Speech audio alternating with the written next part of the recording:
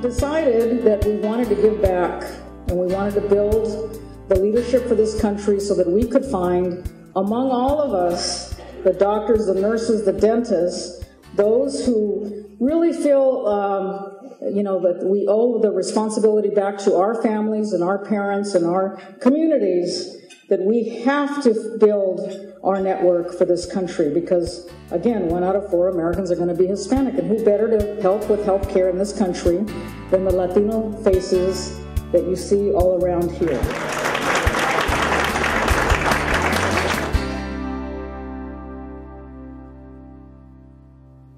Currently, the Hispanic population is just skyrocketing, but the number of applicants to medical school is actually not increasing. It's actually even decreasing in many parts of the country. The primary goal is to bring physicians together who share the common goal of giving one hand up, mentoring, scholarships, and being available for medical students and people who are interested in medicine.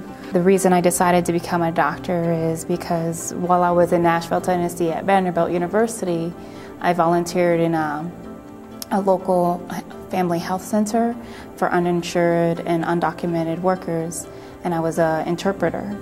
And through that process, I learned those patients were so excited when I spoke for them in Spanish and really wanted me to come in the room.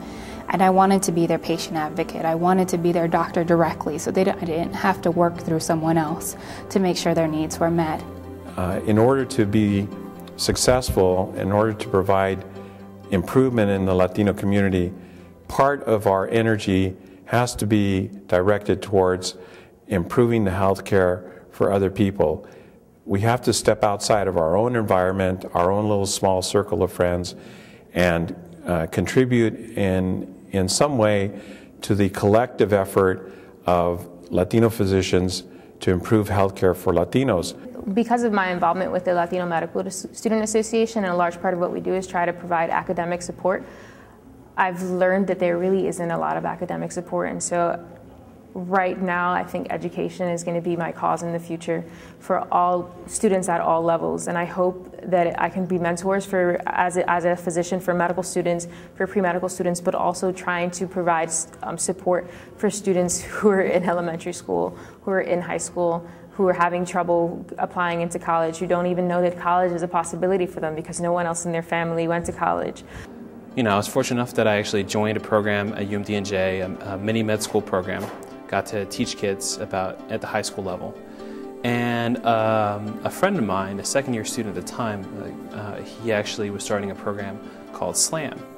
And it was very similar, except instead of getting kids to come to the university and we teach them, we actually were going out to an inner-city school and predominantly Latinos and teaching them about medicine, but more importantly, trying to encourage them to get into medicine. There's not only physicians, there are lots of needs for lots of other professions, whether it's nurses or physician assistants or nurse practitioners or nutritionists or health educators. There is just a huge, huge demand to serve people in a truly linguistically proficient and culturally competent manner that I believe only we can do. You know, I found these brilliant students who I taught, and there were so many of them that just gave up. They had the skills, they had the drive. No, they had the skills, but they didn't have the drive, is what I'm saying. And the real issue was, I don't feel like they had role models. I don't feel like that they had the things that I realized I had. I had my uncle, I had my primary care physician. They were good to me. They talked to me, they always encouraged me. And I don't know whether it was the fact that they were involved in their own community. I don't know if it's the fact that they had similar backgrounds and stories to what I had, but I saw in them something I wanted to become. So I think it's important for all of us, once we've succeeded, once we've become successful in our fields, to remember what it was like before we got that success and to contribute something to the success of the students that are following behind us. It doesn't have to be a lot. You know, even a small contribution on a regular basis can turn into a big contribution over time. There is such great need in our communities that you see on a day-to-day basis. And when you look at where many of us have come from, we have come from those communities. So it's very easy to see ourselves in the people that we serve. And that is what motivates me, because at the end of the work that we do, there has to be a sense of social justice. We are, from humble beginnings, most of us. It's important for the parents to become involved in their children's dreams, to become aware of the scholarship programs that are available.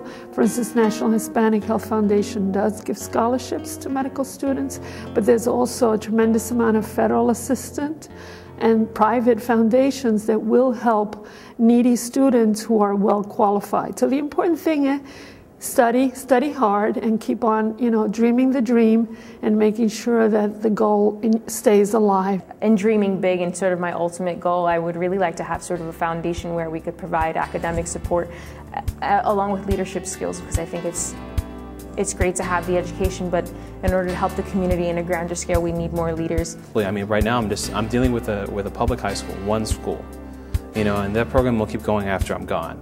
But what I want to know is, when I actually become a physician, how can I actually do this on a broader scale? How can I keep this going and get more underrepresented minorities, particularly Latinos, to think about medicine early, to know that they can do it, and give them the means to do it.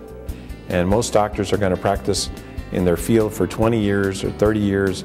If they gave even a small amount, $100 a month, which is not a lot of money, in 20 years or 30 years, that's a lot of money.